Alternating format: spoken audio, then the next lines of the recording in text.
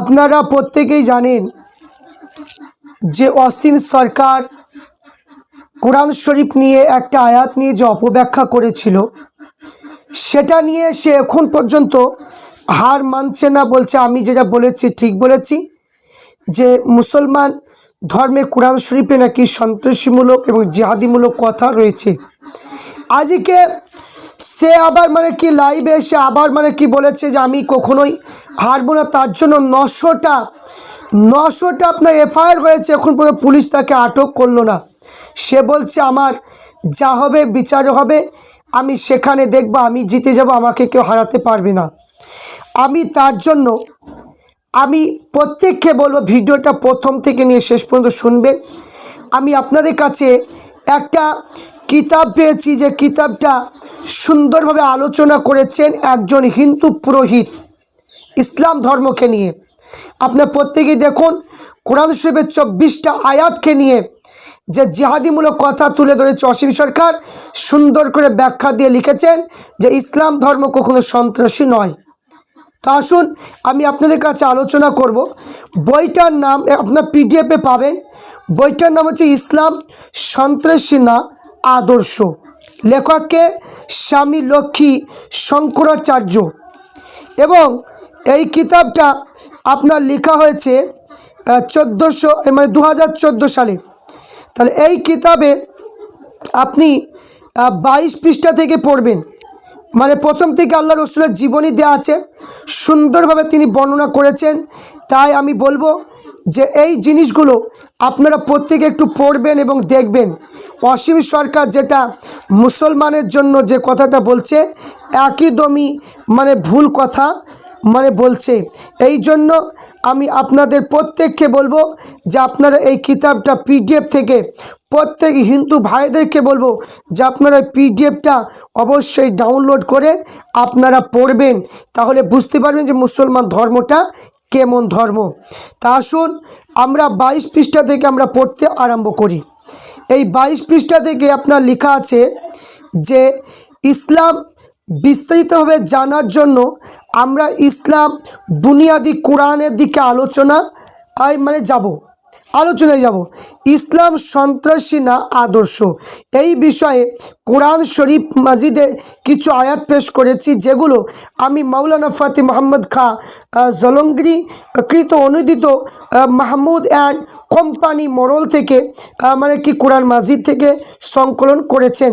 এবং পাঠকগণ এই বিষয়ে অবগত থাকবেন যে কোরআন মাজিদের অনুবাদে আমি থার্ড ব্র্যাকেট মধ্যে লিখিত শব্দগুলো ব্যাপারে জন্য পেশ করেছি। এই ব্র্যাকেট লেখকের পক্ষ থেকে সংযুক্ত।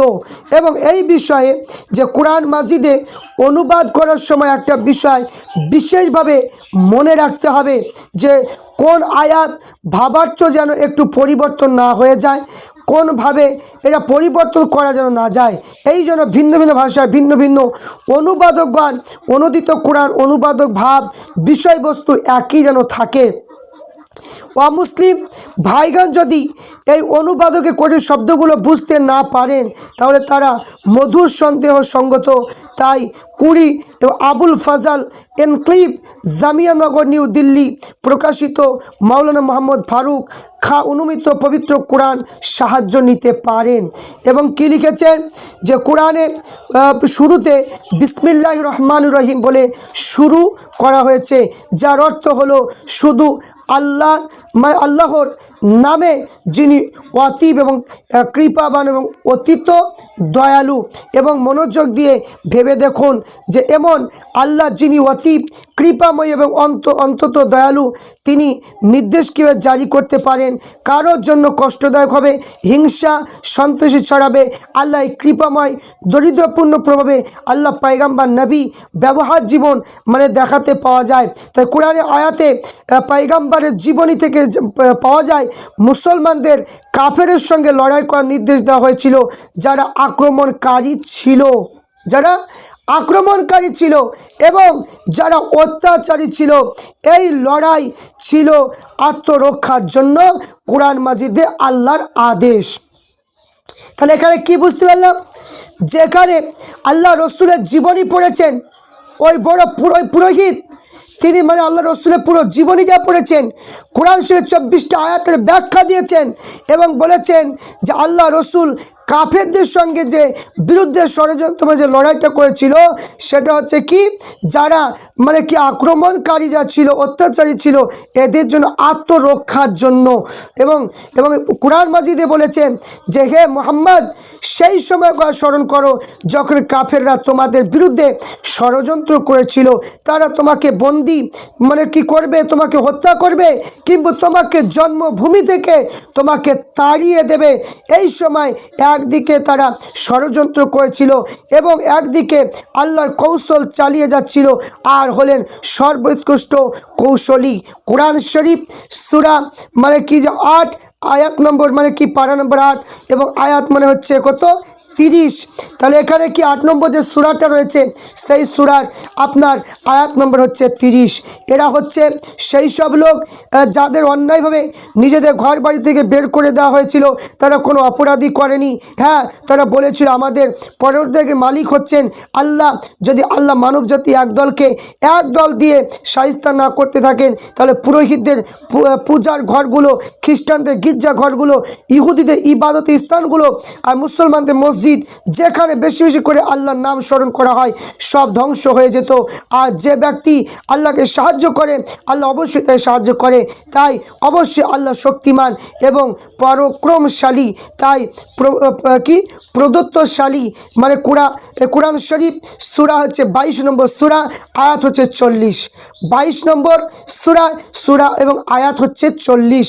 এবং কি বললেন, এরা কি এ কথা বলে যে ইনি মুহাম্মদ নিজে থেকে কোরআন রচনা করে নিয়েছেন? বলে দাও, যদি তোমরা তোমাদের দাবি সত্যবাদী হয়ে থাকে, তাহলে তোমরা এই রকম 10টা আয়াত বাক্য তৈরি করে আনো এবং আল্লাহ ছাড়া যাদেরকে ডাকতে চাও ডেকে নাও। কোরআন শরীফ সূরা হচ্ছে 11 নম্বর সূরা, আয়াত হচ্ছে 13। এবং হে পয়গম্বর, কাফেরদেরকে যখন পূর্ণ দাম্ভিক প্রতারণা তোমাকে যেন ধোকাগ্রস্ত না করে দেয়। কোরআন শরীফ সূরা হচ্ছে 3, আয়াত নম্বর হচ্ছে 196। এবং যেসব মুসলমানের বিরুদ্ধে যুদ্ধ চালানো হচ্ছিল, তাদের অনুমতি দেওয়া হলো তারা যুদ্ধ করবে, কেননা তাদের উপর যে অত্যাচার করা হচ্ছিল, আল্লাহ তাদের সাহায্য করবেন, তিনি অবশ্যই তাদের সাহায্য করতে সম্পূর্ণ সক্ষম। সূরা হচ্ছে 22 নম্বর সূরা, আয়াত হচ্ছে 39। এবং তাদের কাফির কুরাইশদের যেখানে পাও সেখানে তাদের হত্যা করো এবং সেই সব স্থান থেকে তাদের বহিষ্কার করে দিয়েছে, তোমরা সেই সব স্থান থেকে, মক্কা থেকে তাদেরকে বের করে দাও। কোরআন শরীফ সূরা হচ্ছে মানে 2, আয়াত নম্বর হচ্ছে 191। যে লোক আল্লাহ তাআলা তার রসুলের সঙ্গে লড়াই করে, দেশের মধ্যে ফাসাদ সৃষ্টি করে বেড়ায়, তাদের জন্য শান্তি, হত্যা করা, ফিতনা, চুলে চড়ানো, তাদের হাত পা বিপরীত দিকে কেটে ফেলা, লাঞ্ছনা তো শুধু দুনিয়ায় হবে, কিন্তু আখিরাতে কিয়ামতের দিন তাদের জন্য প্রস্তুত রয়েছে অতীব শাস্তি। কি রয়েছে? অতীব শাস্তি। এবং হ্যাঁ, এই লোকে তোমাদের আধিপতি অধীনে আসা পূর্বে তওবা করে নেবে, তারা যেন বাঁচতে পারবে। জেনে রাখো আল্লাহ ক্ষমতাশীল। মানে সূরা নম্বর 5, আয়াত নম্বর 33 থেকে 34। 33 এবং 34। ইসলামের ব্যাপারে মিথ্যা প্রচার করা হয়, যে মিথ্যা প্রচার যে আল্লাহর আদেশের কারণে মুসলমান অমুসলিমদের বেঁচে থাকা হারাম করে দেয়। তাই ইসলামে কোথাও নিরাপদ দিনের বিরুদ্ধে লড়াই করা অনুমতি নেই। এবং তাদের কেউ কাফের কিংবা মুশরিক শত্রু হলে আল্লাহ আদেশে বিশেষ রূপটা মানে কি দিয়েছে দেখুন, যে লোক তোমাদের সঙ্গে দ্বীনি ধর্ম ব্যাপারে যুদ্ধ করেনি, তোমাদের ঘর থেকে বহিষ্কার করেনি, তোমাদের সঙ্গে কল্যাণময় সুবিচার আচরণ করতে আল্লাহ তোমাদেরকে নিষেধ করেনি, সুবিচারকারীর সঙ্গে আল্লাহ বন্ধুত্বপূর্ণ সম্পর্ককে পছন্দ করে। কোরআন শরীফ সূরা হচ্ছে 60 নম্বর সূরা এবং আয়াত নম্বর হচ্ছে 8। এবং আল্লাহ তাআলা এই লোক সকল তোমাদের বন্ধুত্বপূর্ণ সম্পর্ক স্থাপন করতে নিষেধ করেন, যারা তোমাদের সঙ্গে দ্বীনের ব্যাপারে যুদ্ধ করেছে, তোমাদের ঘর ছাড়া করার ব্যাপারে অন্যায়দের সহযোগিতা করেছে। এই লোকদের সঙ্গে যারা বন্ধুত্ব করে তারা হচ্ছে জালিম। কত? সূরা হচ্ছে 60 নম্বর সূরা এবং আয়াত নম্বর হচ্ছে 9।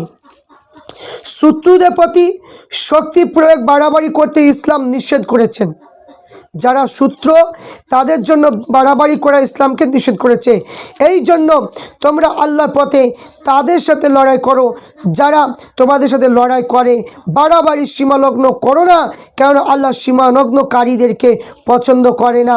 সূরা হচ্ছে 2 আয়াত নম্বর 190।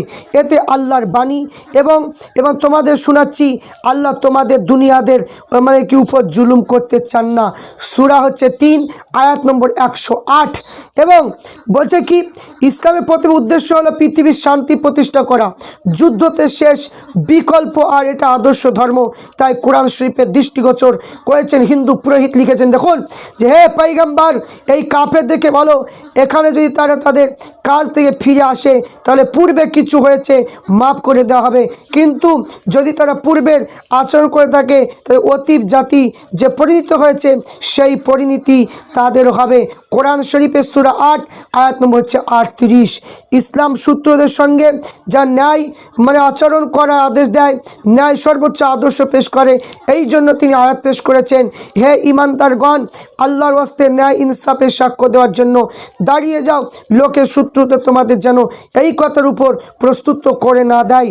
তাই তোমরা ইনসাফ পরিত্যাগ করবে, ইনসাফ মানে করতে বেঁচে থাকবে, পরেজগার নিহিত আল্লাহকে ভয় করতে থাকবে, মানে কোনো সন্দেহ নেই, এবং আল্লাহ তোমাদের সমস্ত কাজ মানে কি সম্পর্কে অবহিত। সূরা হচ্ছে 5 আয়াত নম্বর হচ্ছে 8। এবং ইসলামে কোনো নির্দোষকে হত্যা করার অনুমতি নেই। ইসলামের কোনো নির্দোষ মানে বলছে নির্দোষকে হত্যা করার অনুমতি নেই, এবং যে করে তার একটা শাস্তি বা রক্তের বদলে রক্ত, এবং কি শাস্তি কেবল হত্যাকারী পাওয়া উচিত, এবং এই ব্যাপারে বাড়াবাড়ি করা নিষেধ। তাই এটাই বলা হবে প্রকৃতির ন্যায় বিচার। তাই এই সম্পর্কে পুরোহিত তার এই কিতাবের মধ্যে লিখেছেন, হিন্দু পুরোহিত তার কিতাবের মধ্যে লিখেছেন, কোরআন শরীফের আয়াত তুলে লিখেছে দেখুন যে এই জীবনকে হত্যা করা আল্লাহ হারাম নিষেধ করেছেন। তাই কি বলে যে মানে মানুষকে হত্যা করা আল্লাহ পাক নিষেধ করেছেন, যে মানে জীবিতকে হত্যা করা আল্লাহ পাক রব্বুল আলামিন নিষিদ্ধ করেছেন, আর তাকে মানে হত্যা করো না। বৈধ পন্থা শরীয়তে ফতোয়া আদেশ অনুযায়ী যে ব্যক্তি অন্যায়ভাবে হত্যা করা হয়েছে আমি তা উত্তরাধিকারী অধিকার দান করেছি, সে জালিমকে হত্যাকারী থেকে বদলা নেবে। অতএব তার উচিত যে সে যেন হত্যার কেসাসের ব্যাপারে সীমালগ্ন না করে, সে সাহায্য প্রাপ্ত বিজয়ী। কোরআন শরীফ সূরা 17 নম্বর সূরা আয়াত নম্বর হচ্ছে 33। এবং শুধু তাই নয়, ইসলামের দেশের মধ্যে হিংসা এবং প্রসার এবং করতে অনুমতি দেয় না। আল্লাহ আদেশে কি বলছে দেখুন যে লোকদেরকে তাদের মাল কম দিও না, দেশে ফাসাদ সৃষ্টি করে বেড়াবে না। সূরা হচ্ছে 26 নম্বর সূরা আয়াত হচ্ছে 183। এবং অত্যাচারীর প্রতি আল্লাহর সতর্ক বাণী কি বলছে দেখুন, যারা আল্লাহর আয়াতগুলো নির্দেশ বলে মেনে নিতে অস্বীকার করে, নবীদের পয়গম্বর অন্যায়ভাবে হত্যা করে, যারা ন্যায়চারণ করা আদেশ দেয় তাদেরকে হত্যা করে ফেলা, তাদের বেদনামূলক শাস্তি সুসংবাদ দাও। সূরা হচ্ছে 3 আয়াত হচ্ছে 21। সত্যর জন্য যারা কষ্ট সহ্য করে, লড়াই করে, মৃত্যুবরণ করে, সেই সব লোকের ঈশ্বর কৃপাপ্রাপ্ত হয়ে তারা ঈশ্বরের প্রিয় প্রাপ্ত হয়। অতএব তাদের প্রভু তাদের দোয়া কবুল করে নিলেন, মানে বললেন যে আমি কি যে কারো পুরুষ হোক বা নারী হোক কাজকে বিনষ্ট করে দেব না। তোমরা সকলেই সমগোত্রের মানে কি লোকের জন্য দেশ ত্যাগ করেছো, নিজেদের ঘর বাড়ি থেকে বহিষ্কার হয়েছো, তা নির্যাতিত হয়েছো, লড়াই করেছো, তাই মানে তলদেশের ঝর্ণা প্রবাহিত আল্লাহ নিকট এটাই মানে প্রতিফল, একমাত্র আল্লাহর কাছে উত্তম প্রতিফল। সূরা হচ্ছে 3 আয়াত হচ্ছে 195। ইসলামকে যারা বদনাম করার জন্য লেখালেখি করে প্রচার করা হয়েছে, ইসলাম তলোয়ার জোরে প্রচলিত ধর্ম, মক্কা সম্পূর্ণ আরব পৃথিবী অধিকাংশ মুসলমান তলোয়ারের জোরে মুসলমান বানানো হয়েছিল, এইভাবে জবরদস্তির মাধ্যমে ইসলাম প্রচার হয়েছে। এই সম্পর্কে যে পুরোহিত লিখেছেন, কাউকে কোনো ধরনের জবরদস্ত করে মুসলমান করা ইসলামে কঠোরভাবে নিষেধ। কোরআন মাজিদের আয়াতের মধ্যে বলেছে, তোমরা পরওয়ারদিগার আল্লাহ চাইতেন তাহলে যত মানুষ জমিনে রয়েছে সবাই ঈমান আনত, তবে কি তুমি মানে লোকেদেরকে মুমিন মুসলমান হওয়ার জন্য জোর জবরদস্তি করতে চাও? কোরআন শরীফ সূরা 10 নম্বর সূরা আয়াত নম্বর হচ্ছে 99।